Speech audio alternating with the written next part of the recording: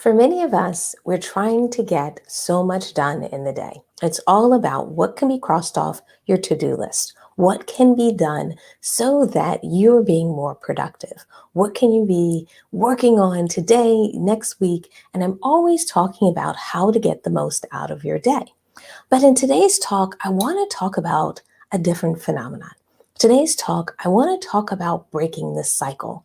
And the cycle that I'm talking about is this kind of endless loop of rework that many of us can find ourselves in. And even people who are really good at getting things done, who are really good at kind of buckling down and getting the task at hand completed, what can happen at times is you can finish a project, finish a task, and then you start to end up in this zone where you start tweaking it, where you start editing it, where you start to try to perfect it. And what happens is you've passed that point of when you really should have moved on, and you go into this zone that can allow you to not only lose time, but potentially not get a return on the continued time that you're putting into that project. All right. So today, I want to talk about that problem. Today, I want to tackle it, and I want to talk kind of even frankly about it because it's something that we all have to wrestle with, especially these days where many of our marketing, much of the content that we put out can actually be changed, can be updated. It can really have a life of its own. And it can be hard to kind of let go at times. And I want to talk about how do you start getting better at that? How do you find the finish line? And how do you set things up that maybe are projects that do need to continue, maybe do need to tweak, but we don't hold those projects back too long so that you don't get a return on all of the time you put into it. All right, so that's today's topic. I can't wait to dive in. I do want to take a few minutes and just welcome everybody to our podcast. I love doing these sessions each week because it's an opportunity for me to come to you and just talk frankly about what it's like to run a business, what it's like to be a vegan professional, what it's like to kind of juggle all these responsibilities, all of these things that fall on our shoulders, whether you're new at this or you've been doing it for a while, even a person like me who's been doing it for years. There's so many opportunities for us to improve. There's so many opportunities for us to get better. And it's an opportunity, I'm hoping in your week, for you to kind of take a step back, look at what's going on around you, and see if there's a way that not only can you grow, but continue to level up so that you are better and better at what you do and can become better and better at the way that you help and change the world. All right, so let's dive in. So how do we break this cycle?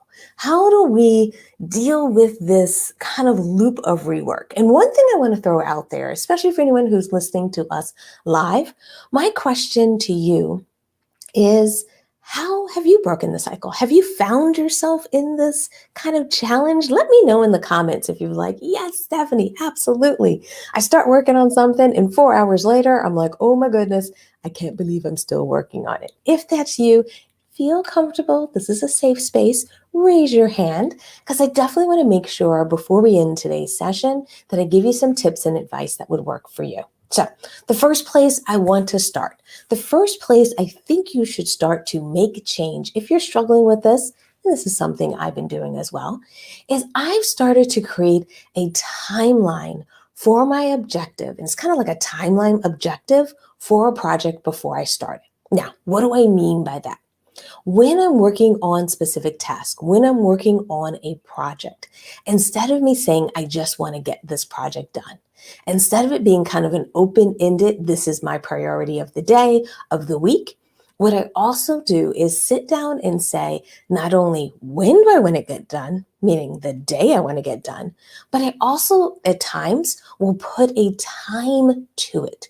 So if I'm working on something, let's say today, one thing I'll do with my to-do list is I'll say, hey, these are the things I want to get done by 11 o'clock today. These are the things I want to get done by the afternoon.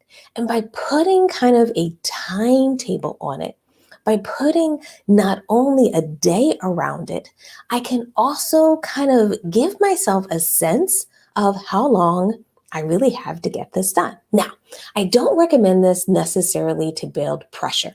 That's not what I'm recommending. What I want you to do is I want you to start to think of the things you have to do, even if they're small, the nick-natty, teeny tiny things that you're working on, instead of thinking of them in infinite time and space. I want you to start to think of them as things that you need to get done on a calendar. Because let's face it, for many of us, we're running from meeting to meeting. For many of us, we're working on client projects, or maybe we have a project that we're working on for our clients. And for many of those, we put a timeline in place. But when it comes to our own projects, when it comes to our own business, when it comes to the things that we are working on, sometimes what happens is we allow them to kind of exist in this free for all environment. And what I want you to start to do differently is instead of just saying, I'm going to get that thing done or it's important to me, I really think it's so important to think about the time when you want to get it done and also the time it takes to get it done. And what I mean by that, and I guess one of the best examples I can give you is what I've started to do is I've started to look at the things that I do on a consistent basis. I start to think about tasks that I consider reoccurring. Let me give an example. If you're maybe a blogger and you write a blog post, maybe you're a cooking instructor and you post a recipe once a week. If you're sitting down and creating those posts, that's something that you're creating over and over and over. So to make sure that repetitive and that task that you're doing consistently isn't a task one week that's 2 hours and then another week it's 30 minutes, what I like to do is sit down and say, when I create X, I allocate this amount of time to it. A good example of that for me has been email, working on our email system, our email marketing, the emails that I want to send out. Sometimes I can sit there like I'm writing a novel and I can just be like, what am I going to type today? What do I want to share in email? What am I feeling? And that can turn into either a project that doesn't move forward or a project that I'll work on a little bit today, work on a little bit tomorrow, work on a little bit later in the week. And what I've started to do differently so that they don't kind of just float out there as projects, I've started to say, I know I need to write X amount of emails every single month because that's a part of my email marketing schedule. So based on that, I'll sit down and say, if I have to write an email, I'm going to allocate 30 minutes to 45 minutes to write it. And by putting that set time in place, it starts to train me to prepare myself to actually have a start and stop time, to not just let it float out there as something I can do, but truly say, when I work on these specific things, this is the time that's allotted for it. And what I find in my business, there's a lot of things like that. There are a lot of projects that I'm doing consistently that if I really sit down and say, when I'm working on my social media post for the month and maybe scheduling out my standard post for the month, I'll sit down and say, this is an hour to an hour and a half task. I'll block off time in my calendar for that hour and a half task. Sometimes I even give myself a little timer to help me out, just to make sure I'm aware of the amount of time that I'm setting aside for this task. And also I get a little like 15-minute reminder when I'm about to, only have 15 minutes left. And what I've found is instead of me thinking everything is a brainstorming activity, everything is a creative activity for me to just sit back and think about what I want to express, instead, I've started to put those times allocated to them, and they've really helped me feel like I have a good sense of how much time should I be spending on this. The other reason I put a time to many of these tasks is when you think about the return on your investment. When we think about the work that we do, when you spend 5 hours writing an email, we have to make sure that you're going to get a return on that 5 hours. And while it may be the best email you've ever written, while it may be an amazing expression of what's going on, the reality is, if you're putting that much time into some of your marketing and some of the things you have to get done, we have to, as business owners, make sure that 5 hour investment gets you more than if you spent an hour on that task. And that's the key. You really have to think about that. And I don't know if that kind of sunk in for everybody. So let me know if it did or if it didn't. But think about the idea that if you invest in an hour versus 5 hours, maybe let's not go so extreme, an hour versus 2 hours, an hour versus 3 hours, do you feel like the return on that time will be greater? Do you feel like you're going to have more sales? Do you feel like you're going to have more click throughs? Do you feel like you're going to have more shares? I want to make sure that you feel confident that when you decide to invest more, you know it can get a return. All right. And that's the key.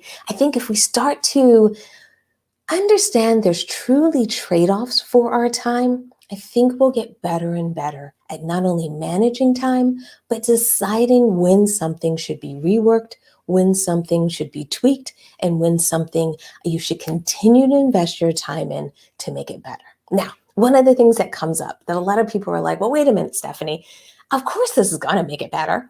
Of course, it's going to be better if I spend more time on it. And if you subscribe to that concept, I want to challenge you with something else. I want you to think about what we kind of call the must haves and the nice to have. Because what often happens for many of us is what we're adding can definitely increase the value of it. Definitely, when you do more often or sometimes, it may yield more, not always. But the argument will be the value of that more. What is the true value of it? It's kind of like the sprinkles on top of a dessert. Yes, it's cute. Yes, it's great, but it doesn't materially often change the flavor of the entire dessert. What it does is it just adds that extra panache. And yes, that extra panache can be a great thing, but as a solopreneur, as a small business, as an individual that's really working hard to not only drive your success or scale your business, we have to decide where you put that panache. And what I want you to do often is I want you to put it into your customers and clients, not necessarily tweaking every email, tweaking every marketing material, tweaking your website, and all of those things that we get stuck in our business. And that's where you start to understand the difference between what's a must have when you're thinking about the content or the materials or a project that you're working on versus the things that can enhance it over time. And therefore, what I want you to do is when you work on a project and you think about what has to be done, always start with those must haves, not the dreamy ideas, not the things that could make it a little different, but think of the must haves that have to get done and tackle those must haves in the time that you have allowed it. All right. Now, for some of you, you may be like, well, wait a minute, Stephanie, we're talking about all projects here. You were just talking about like content and emails and social media. I can get it for that. I can get my head around it for those items because they're small, they're tactical, they're things that we're doing constantly, but they're not big, juicy, projects in a sense. So if you're struggling with projects instead, if you're struggling with something that takes a little bit more time than maybe an hour or two here or there, then what I want you to do is I want you to start to leverage what I kind of call the milestone approach. And the reason I want you to think about your projects as milestones is because it may allow you to have a little bit more courage to release a project before you've gotten to that, what you call maybe your perfected stage. Now, let me give an example of that. A very common thing that many of us struggle with are online courses. Online courses are great because they're a wonderful way to train people. They're a wonderful way to provide information, and they're really a wonderful way to support your customers. However, with online courses, it's so easy to second guess yourself. It's so easy to say, oh, I should redo that video, or I should write a little bit more content, or I should add more lessons. And what can happen is it's hard to know where that finish line is. It's hard to know when that course is kind of, in a sense, baked and done and should be taken out the oven and consumed. And what I want you to start to do is when you're working on projects like this, Same thing can happen when you're launching a new product. Same thing can happen when you're launching a new service. What I want you to do is start to break things up into phases. So if you're building a course, instead of thinking of everything you've ever wanted to do in that course, instead of thinking of everything you wanted to accomplish, create 3 phases. Determine what is your baseline phase. What can allow you to launch that project today so that people can start to get the benefit of it? And understanding that this baseline isn't everything, understanding that this baseline doesn't include some of the things you'd like to add along the way. However, this baseline allows you to complete the project to the point that you can start to get customer feedback. You can start to get it in the real world, because the reality is when we create products, when we create services, when we create items to help our customers and our clients, we often need their feedback, their kind of thoughts, their interaction with it often to make it better. Now, some businesses, especially the bigger businesses, they do this through things like focus groups. They do a lot of this work before it even hits the shelves. But as small businesses, we have to get used to that nimble approach, that idea that you may create a new product and actually have it at a local farmer's market for a while so you can perfect it. People can use it, people can try it, people can test it, give you feedback. The same thing happens like when you're a restaurant. Have you ever gone to a restaurant and you see they have specials on the menu?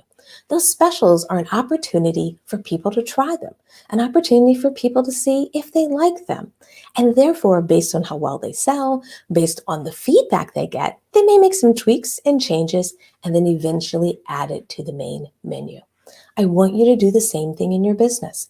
I want you to start to think of having that baseline or that special, in a sense, for your course, for your products, for maybe a variation, or maybe if you're doing a pre-order project to see if people will be interested in your purse in a new color, your jacket in a new color, or a new course.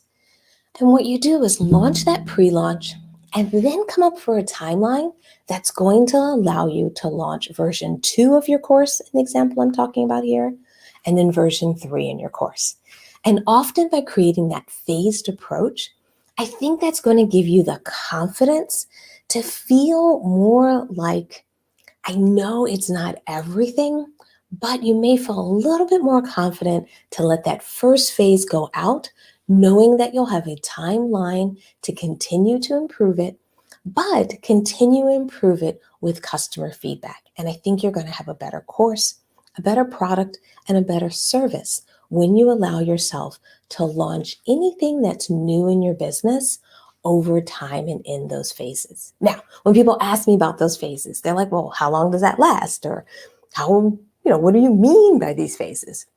And what I find for myself is I love working in tight timelines. I love looking at my business in making accomplishments on an ongoing basis. While I love planning, and I absolutely plan every year, 12 months in advance, I know what I want to accomplish in that year.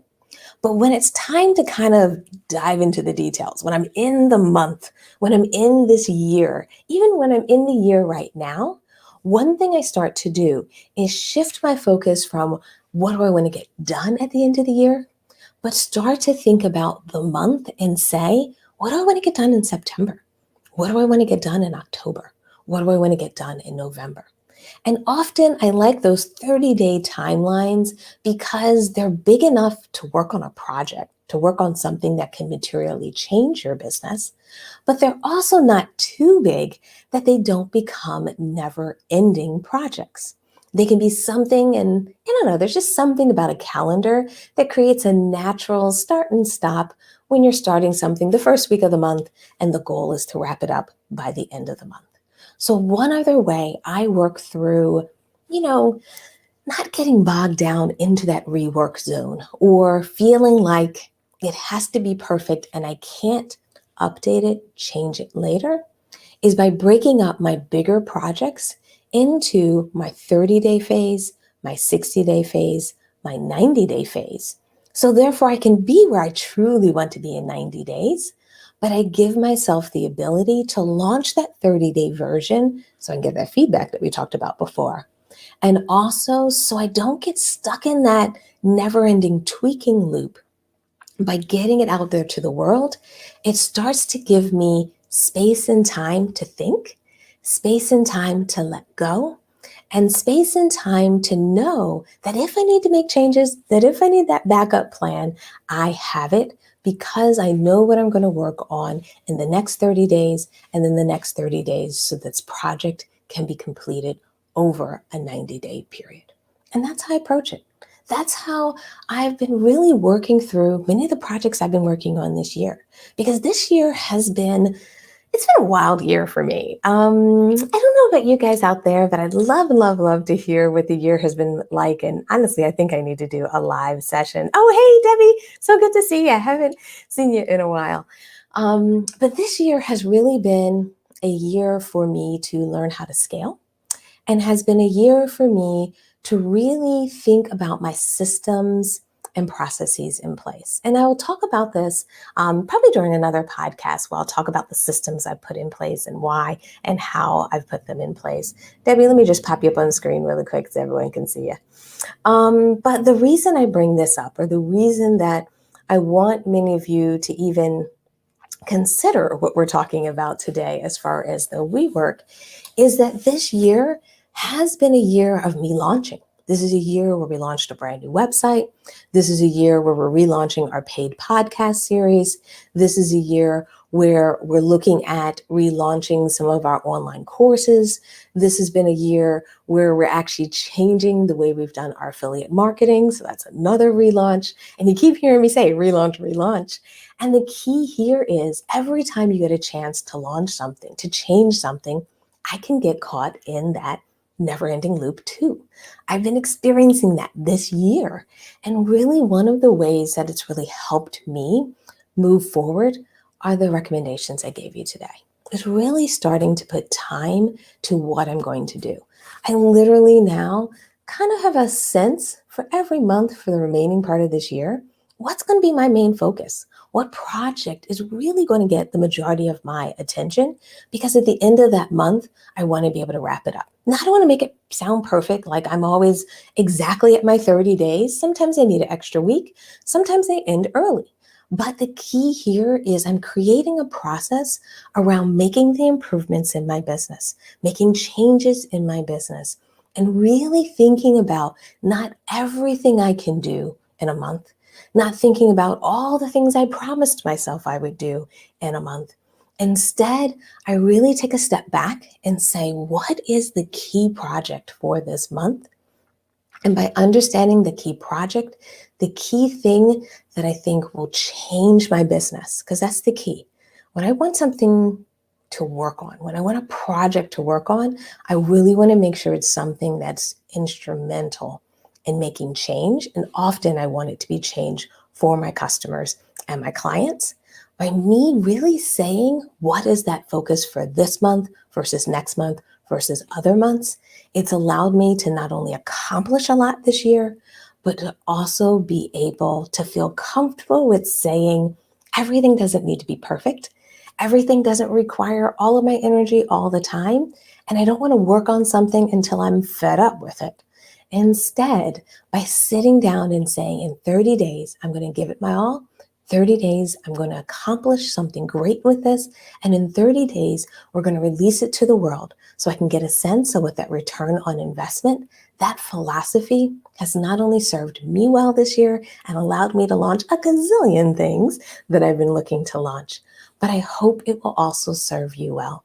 So as you move forward, as you scale your business, as you grow, or as you've been even pivoting, which is a lot of the things I've been doing as well, just based on how the world has changed, I think taking this approach will keep you from working on something and never getting it out to the world, and will also keep you kind of in line with the idea that for your business to grow, your projects must be complete, your projects must get the light of day, and the things that you're working on really need a start and stop so that you can continue to work on the next great thing and offer the next great thing to your business, to your customers and your clients. All right. So that's all I have today.